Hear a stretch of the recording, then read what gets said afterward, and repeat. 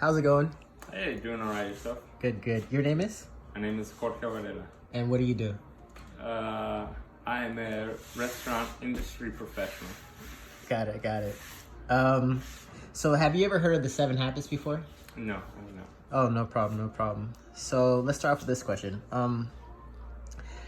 How do you begin with the end in mind in your leadership skills? How do I begin? Yeah.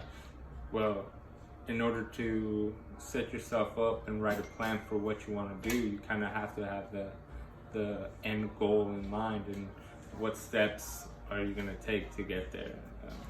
Especially when it comes to having a team involved, how are you going to use all your pieces to get the result that you want? So you should always be mindful of the goal that you want to achieve, or whatever it is that you want to set out to do. You should always have that definitely in the back of your mind. I like that. That's a very good way to lead. How about this question? Do you ever think win-win in a situation when you're leading? Like, where your team wins, you win, or anything like that? Yeah, definitely. If you don't have a good team, I guess if it's a team that you've built, if it's not a good team, then can you really call yourself a successful leader or a good leader? And I'd say no. So when you work with a team and you build a team, and that team goes out and they do or they accomplish what they've set out to do, that in turn, I guess, would be the win-win. If they are successful, that makes you successful. But it's not always the other way around. I see. All right. So this question: what makes you an ethical leader or an unethical leader? So I think that being raised in a Christian Catholic home, and kind of having the principles of the Bible instilled in me at a young age, you want to treat others with respect, and just treat people right. Not only that, but when it comes to business, money handling, I want to do things right. I don't believe in bad, negative energy or putting out bad things into the world, because they can definitely come back to you. Whether you believe it's karma or whatever it is, but I just believe in doing the right thing because that's how I was brought up.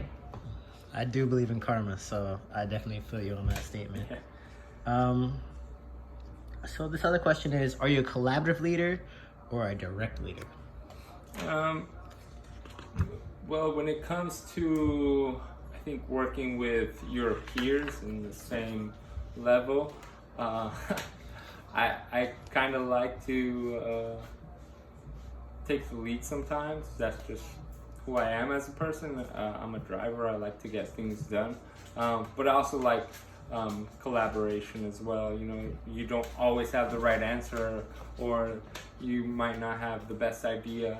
And the more perspectives you have at hand, sometimes you put together a plan with a little bit of everybody's thinking or thoughts.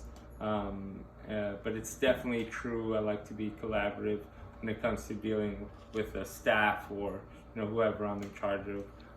That's the only way to get things done.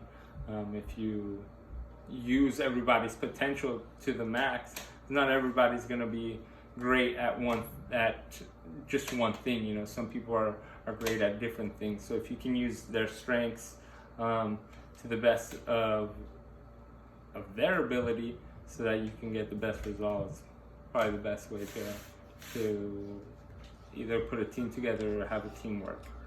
I like that. I know personally for me, I'm more of a directive because I feel like I can't always trust the people to get it done. So Yeah. I might as well do it myself, but that's a very good way.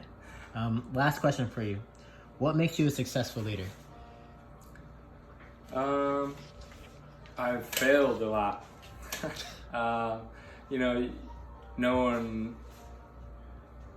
No one is born with all the right answers. So, you can read as many books as you like. You can you can be the smartest person in the world, but if you haven't personally done something and know the best way to do something, then you're probably gonna fail or not have the best idea on how to do something. So I've also learned from other people who, you know, have failed around me. So okay, that's not the right thing to do. So I won't do that in the future. So a lot of trial and error. I also like to think that I take criticism, constructive criticism, very well. And so learning from my mistakes, being open to feedback from my team, from my peers, and from you know, people, my supervisors or whatever the case may be.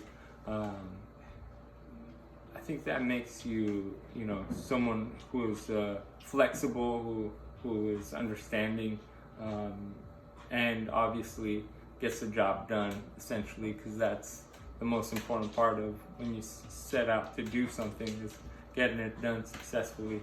I would just say my track record would speak for itself. That's very impressive. Well, I thank you for your time and thank you so much. Yeah, absolutely, my pleasure.